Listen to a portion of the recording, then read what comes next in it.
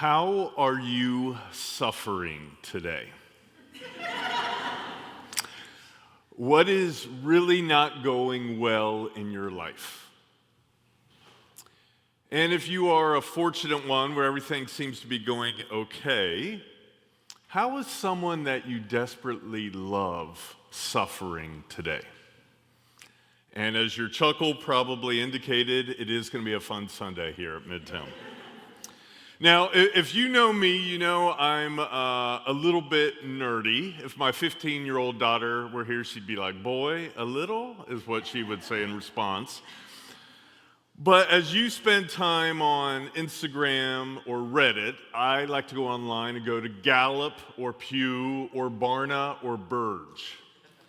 This is all of the research that is showing where everyone is in the United States today. So based on what I'm reading, as my daughter would say too regularly, if you are a typical American, let me describe you to yourself.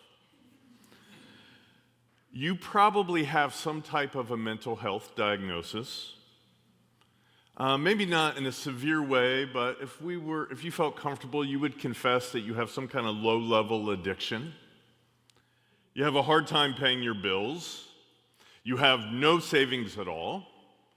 You are deeply concerned that you are going to lose your job and maybe your entire industry go away. You feel that your superior at work tells you what to do and really has no concern for you as a human being at all. You feel like in every way the office is more and more top-down than it used to be 2 years ago or 5 years ago. You don't come from what some would describe as a traditional family. You're single, but you may have a child. You have a blood relative who's close to you that you do not talk to at all. You're sick of politics. You use technology all the time, but you're worried about what it's doing to you, and you are not optimistic at all about the future. If that sounds like you, you're in good company.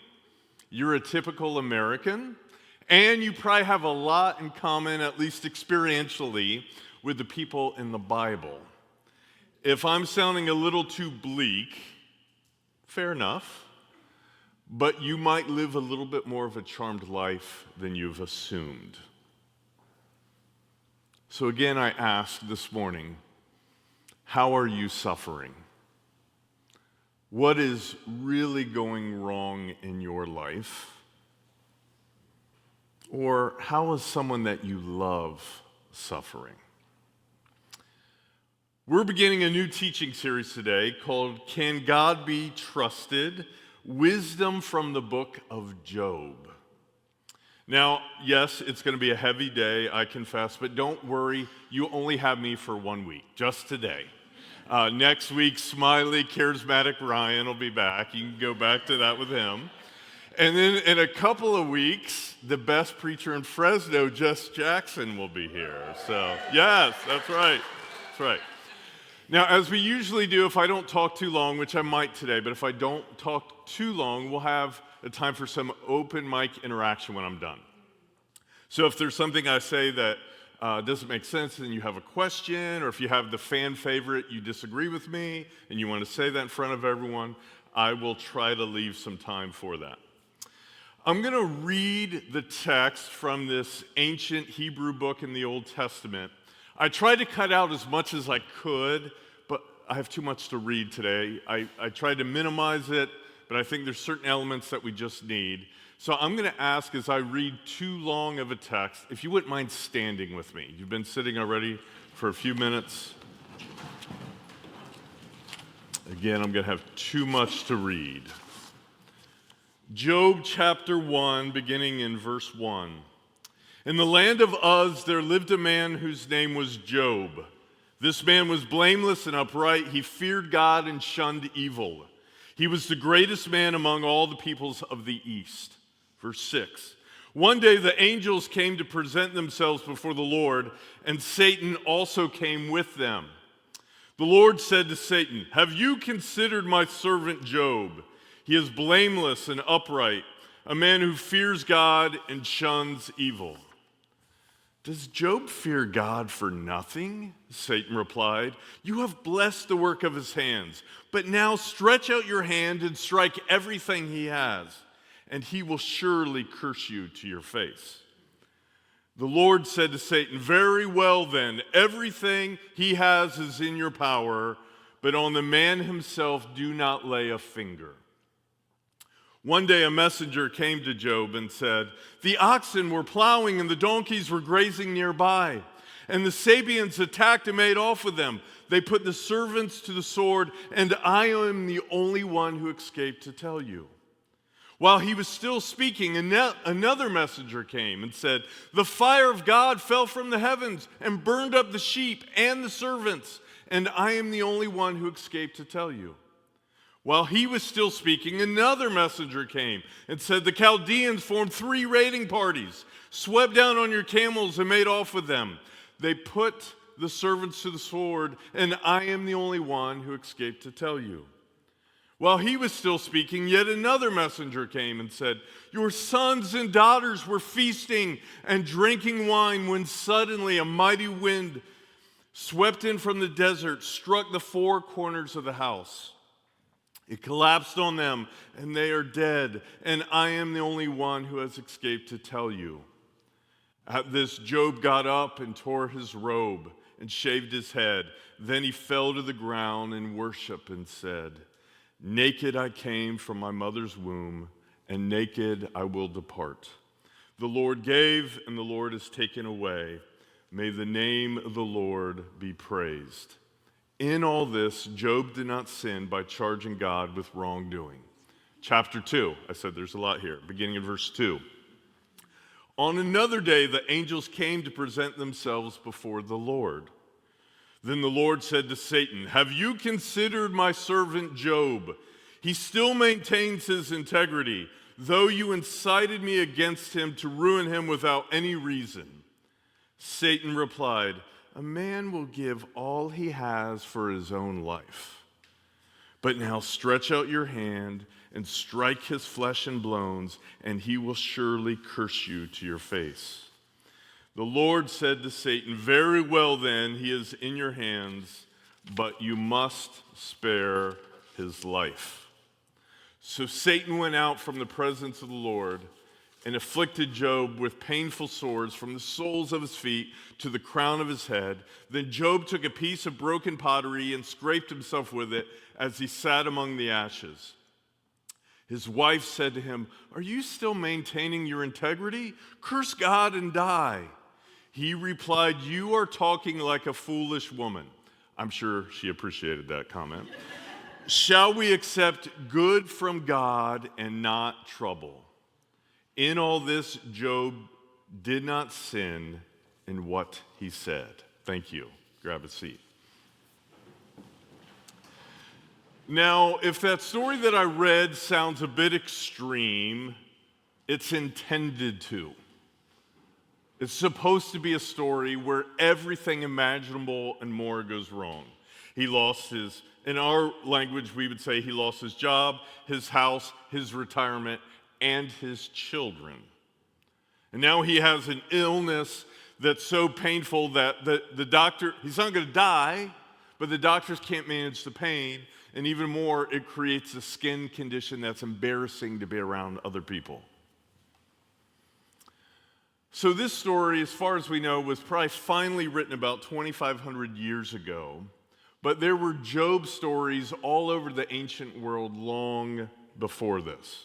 Scholars know elements from the Egyptians or Mesopotamian, probably various cultures coming together. Uz is even a place we don't know anything about. Job is not even an Israelite name. Ancient Job stories were a genre of stories, kind of like how we have vampire stories. From Twilight to Sinners, there's this genre that is vampires. It's the same thing with Job stories. It's a suffering person and how they handle it. It's intended to be universal. You and I are intended to see our lives or the lives of people we care about through the story. So again, I'm going to ask you to keep in mind those questions that you chuckled at when I started. How are you suffering? What is really going wrong in your life or with someone that you love?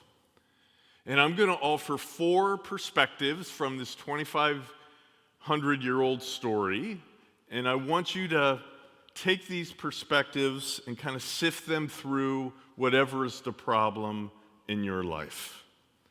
And I know a group this size, some of you are feeling very raw and sensitive about something. My words are not intended to get on your case, but I also want to remind you, I didn't write them. These are perspectives that I think come from this story. And if I don't talk too long, you will have some time to push back on me in a little bit. Number 1, first perspective I want to offer. Only a twisted soul assumes that success and comfort are what are most important. Only a twisted soul assumes success and comfort is what is most important. So we have in this story Satan, literally the Satan or the accuser.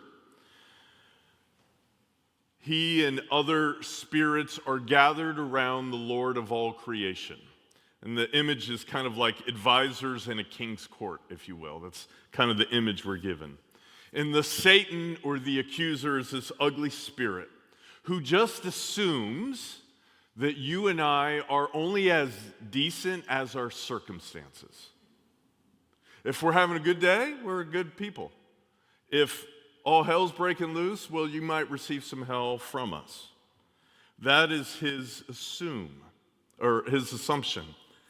And the spiritual implication that you and I are invited to see, something consistent with the greatest Christian thinkers of all time, is that pursuing success and comfort as the greatest good is what twists us up. It's what leads to evil. It is what causes all sorts of problems. Quoting A.W. Tozer, 20th century writer, self-confidence, self-sufficiency, self-admiration, they dwell too deep within us and are too much a part of our natures to come to our attention.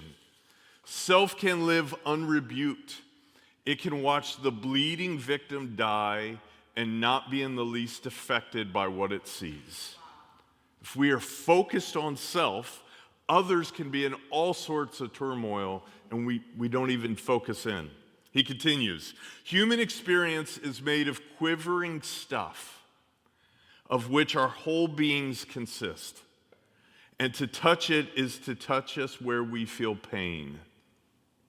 To tear it away is to injure us, to hurt us and make us bleed. If we are self-focused people, my success, my comfort, my dreams, the life I want, we become deeply fragile if this is the core of our focus. You know, the only thing worse than suffering is suffering and losing your soul at the same time, or losing the goodness on your insides. And so I ask, how are you suffering today, and what are you doing to protect your soul, even in the midst of your pain? What is keeping you from being ruined by the Satan, the accuser, who is assuming that all you really need, all you're really looking for, is a path to more comfort and more success? Remember a conversation I had with one of my friends, leader in the city, Pastor D.J. Kreiner from St. Res Baptist Church, and we were talking about the horrors of the transatlantic slave trade. Hard to imagine more suffering than that, and bondage for centuries. But Pastor Kreiner said, you know, Brian, this is why there's virtually no atheism in the African American community. And I said, say more. said, well, the people who survived these generations of horror did so because they weren't trusting in one day I'm going to make a lot of money, or one day my personal dreams are going to come true. No, to survive, in Pastor Kreiner's words, our people had to have an ultimate trust in something and in someone so much larger than our circumstances. Lots of wisdom there. Second perspective, number 2. There is much more going on than you understand. What is most real is not what you see. What is most real is not what you see. And again, verse 8, the Lord said to Satan, have you considered my servant Job? So this prologue to the book of Job, which it's really long, we'll see what smiley Pastor Ryan does with it. But this prologue is a really interesting section of the Bible, because normally in the Bible, we are getting humans as they experience something with God. That's most of the stories. But this story, we get God's eye view on the situation. Job has no idea what's happening and why. All Job knows is I'm suffering, and it sucks, and it's terrible, but I need to stay committed to God despite that. We are the ones that see all that's going on larger beyond his little story. It's actually in this story, Job's suffering is real, but those are the small details. That's not even the important part. There's this cosmic wrangling of good versus evil, God and the accuser. This is what's most real in this story. And Job is playing a crucial role by how he responds to his hurt in the midst of it. You know, I've always thought cats are worthless. They're just worthless. They're not cuddly. Most of the time, they're not super friendly. But a couple years ago, a pregnant stray cat showed up at our door, and then it had kittens. My daughter was crying, saying God answered her prayers. Some we gave away, some disappeared, but we kept one, and we have the mom. So cats rule my life. First thing this morning when I got up, it was cats. Last thing when I go to bed, it will be cats. My oldest son has silenced me on his phone from notifications. I'm like, I'm your dad. Why? I need to get a hold of you. He said, Dad, you were sending me too many cat videos. I'm done. So, now that's Stripey, one of our cats. I know she has a wonderful name, and I know the whole reason you came here was to see a picture of one of my cats. But Stripey's afraid of everything. If I cheer too loudly for the Buckeyes, if a truck drives behind our house, if I sneeze, she freaks out and disappears. And every day, I mean this sincerely, every day when I am alone with her, I end up thinking of myself. What am I concerned about that doesn't really matter? I mean, Stripey panicked. She will be panicking. Tomorrow's Monday, yep. The trash trucks will come. It will be full-on panic. And I kind of chuckle because she doesn't understand. And yet, how many times do I lay awake at night thinking about something and I don't understand? Gregory of Nyssa, an earlier theologian, true faith assumes God to be that which he is, namely, incapable of being grasped by any term or any idea or any other device of our apprehension, remaining beyond the reach of the human, unthinkable, unalterable, above all expression and words. This is how he's describing God. Augustine says, if I can describe God and you understand, then you don't understand God. And earlier Christian theologians would say, kind of like how animals, we can kind of have a connection with them, but they don't really get it. Like Stripey and I, we do have a connection, but she doesn't really get it. They would use that same analogy to talk about us in the ultimate, or God himself. We can have a connection, but finally, you and I do not understand. So again, going back to however you are suffering right now, or something that's going wrong, or a loved one is in pain, I know it doesn't make it any better. But this story is encouraging us to see that maybe there is way more going on than you know. Number 3, feeling miserable and sharing your struggles is understandable. But if you slip into feeling like life is random and meaningless, you are losing the war for your soul. That's right. 2 different things. Again, Job's wife, are you still maintaining your integrity? Curse God and die. He said, shall we accept good from God and not trouble? Job's wife is trying to be helpful. She's trying to be kind. She's saying, I see what you're experiencing, and this sucks, and it's terrible. And it's so bad that if you want to go hit the bar and get wasted, or cuss at me and throw things, or give up and die and take your own life, I don't care. I don't blame you, because this is so horrible and unfair. And we have in the Old Testament, in the prophets or the book of Psalms, many people that would go to God complaining, being very honest about how everything is terrible in their life.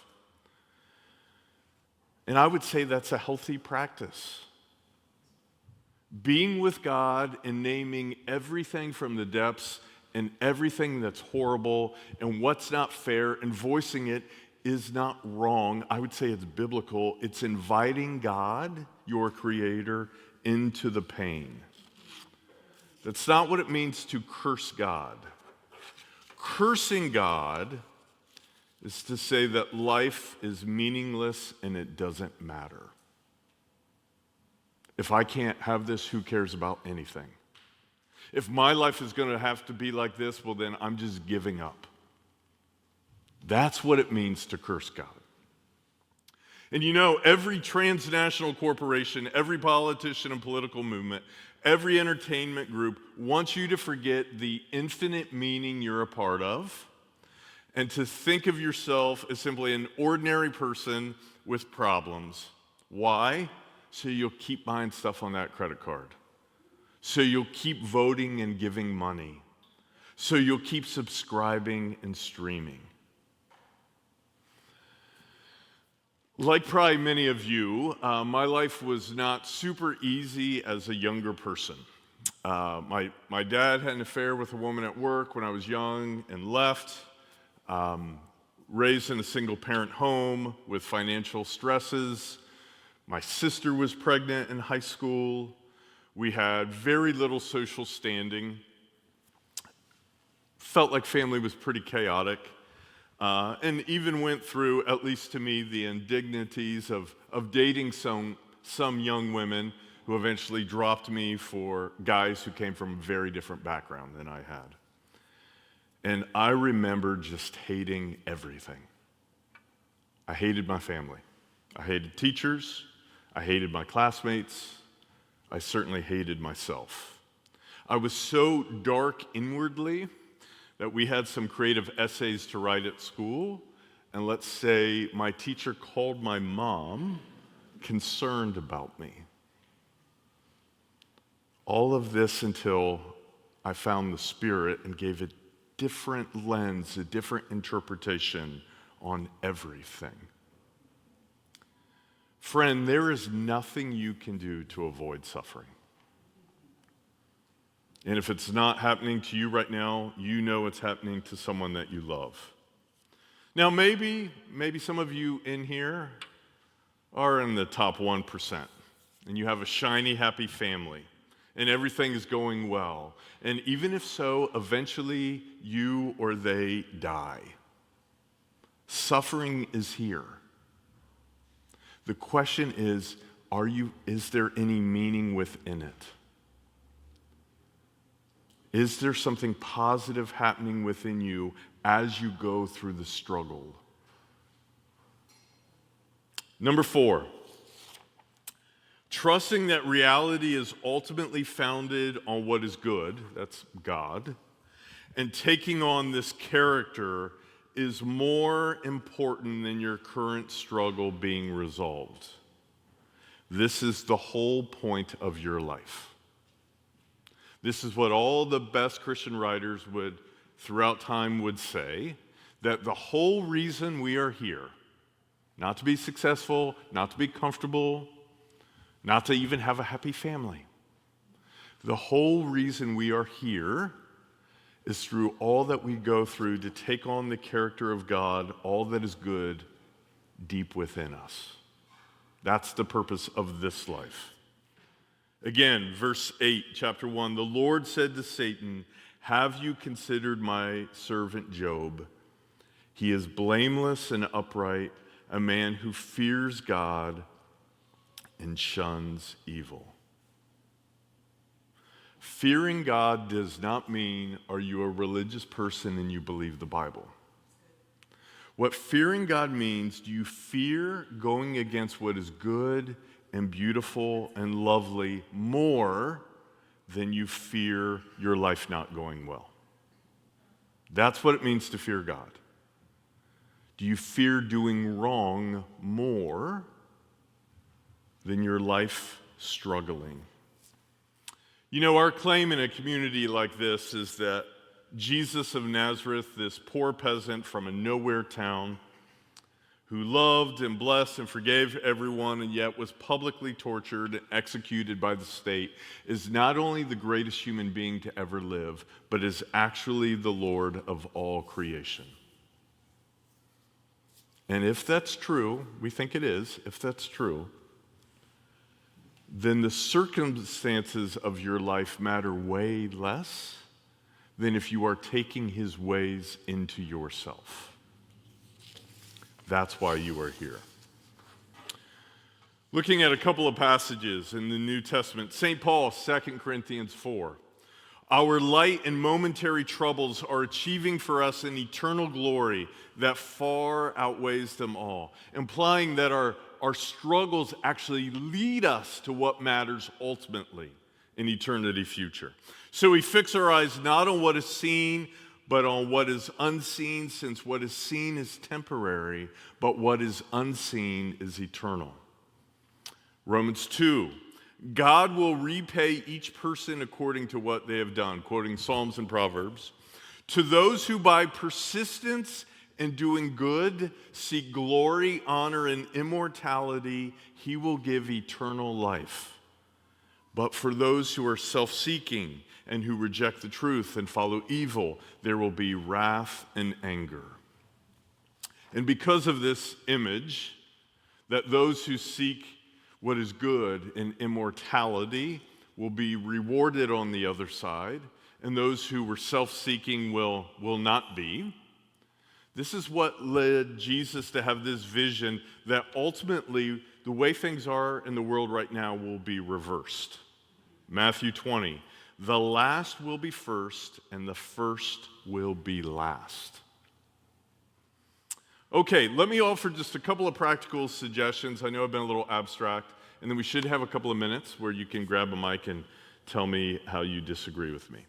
So if you are suffering, 2 suggestions. Won't fix everything, but just 2 suggestions. Number 1, based on your personality, we're all different people, find some way to move closer to what is good. It may give you a sense of purpose even when you struggle. So what do I mean? Well, if you're a doer, you get things done with your hands. Is there something you can do for someone else who is suffering right now? If you're relational, is there someone else who's hurting that you can just listen to, just be there for? If you're a heady person, how about a biography of someone who is known for all the good they did in the world amidst struggle? Just read through it. Or if you're an organizer, can you give time to help a nonprofit that's caring for people that are hurting more than you? And if you look around this room, there's a whole bunch of people in this city that are hurting more than a bunch of us. Number 2, another suggestion. Make a commitment to intentionally be around Midtown consistently. When this works, it doesn't always work, but when this works, when we gather, part of what we are doing is saying there's more to reality than what we see. We're reminding ourselves. I have a friend who's lived an incredibly difficult life, very rough life. Family members have abandoned her. She had husbands that were unfaithful, financial struggles, having to borrow money from people, family letting her down, no place of her own for years, a very difficult life. And she goes to church about 3 times a week. And I've said to her, hey, I'm a minister, which means I kind of like church, but you go even more than I do. Why do you go to church so much? And here's what she said. She said, because naturally what I want to do is stab people in their eye. And she said, when I go to church and I hear about who Jesus was and what he said, and I sing songs, I no longer want to stab people in their eye. That's why I go 3 times a week. And if you would know her, that was a pretty family-friendly thing for her to say. So what is she saying? She's saying experiences like this give her a very different interpretation of her life. It doesn't change the problems. I can tell you, they're still there. But she has a very different angle on them. And maybe you need something like that too. Now, I just have one suggestion if you're here and you're not suffering. Maybe you're the opposite of what I read of a typical American. You have a stable marriage, you have a college degree. Maybe other people report to you at work. And there's probably a bunch of those people in this room. What if, just for 7 days, that's it, just 7 days, what if you just prayed a short prayer every morning for 7 days and said, God, if you exist, show me if there's a way that I should show more empathy and compassion to those who work for me.